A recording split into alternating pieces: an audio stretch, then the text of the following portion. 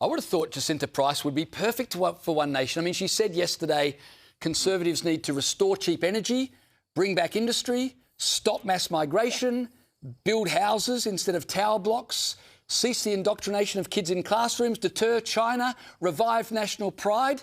She sounds, for all intents and purposes, like a One Nation politician rather than a Liberal politician at the moment. And that's what makes Jacinta Price so important to our parliament. I'm certainly not going to take away from the importance that she has in this term of parliament, because she is very aligned with One Nation. We agree on virtually everything.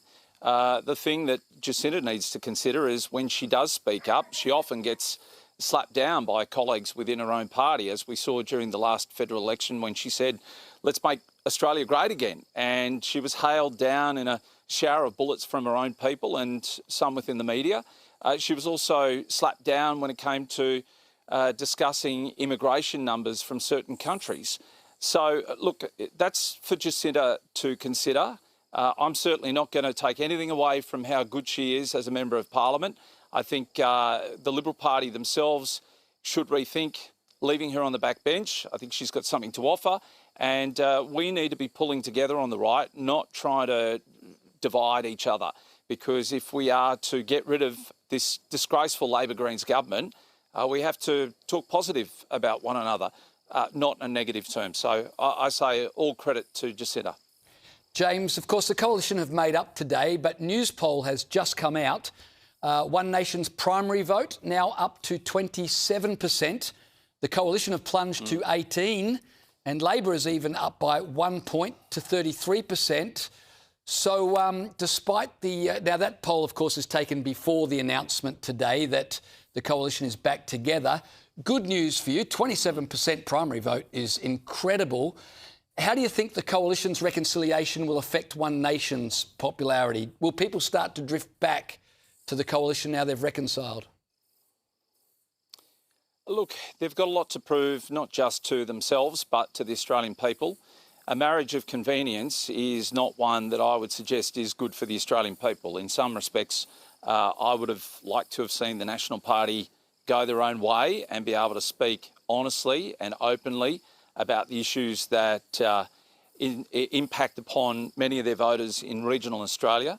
The issue that we saw with your earlier interview with Michael McCormack, he failed to mention two things: immigration and the Paris Accord.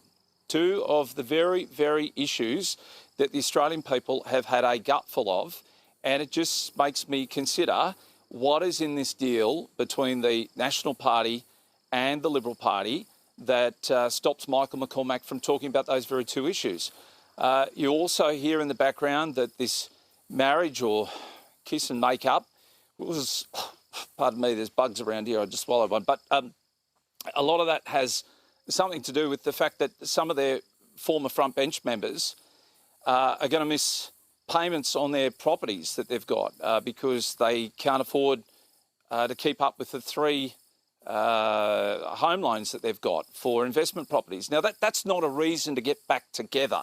You've got to be doing it for the right reasons. And I don't think this marriage necessarily will last as a coalition with the two leaders that they've presently got. I suspect over the next couple of weeks or couple of months, at least one of those leaders will go. James, we've got to go to a break, but just before we do, that news poll, I'm just thinking about it while you're talking, One Nation at 27%.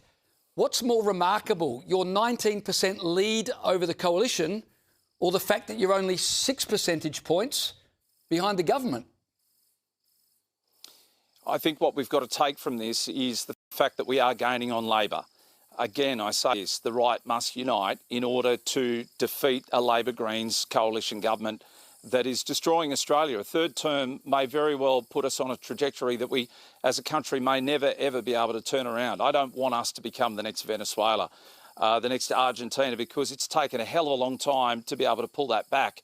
And it takes too much. And in the meantime, we are stopping so much investment coming to this country. We're stopping people from having confidence in the housing market. We're allowing too many people in under this Labor government. So, look, as far as I'm concerned, the enemy here is Labor and the Greens, and they're the only ones I'm focused on right now. I'm not interested in what the coalition's going through. The rabble can stay over there. I'm focused on winning against the Labor and Greens government at this moment, and we've got 2 years as one nation to prove that we can make a difference with those policies and win government. Absolutely. By the way, I said a 19-point lead over the coalition. It's a 9-point lead. My math not great there. James Ashby, thanks for joining me.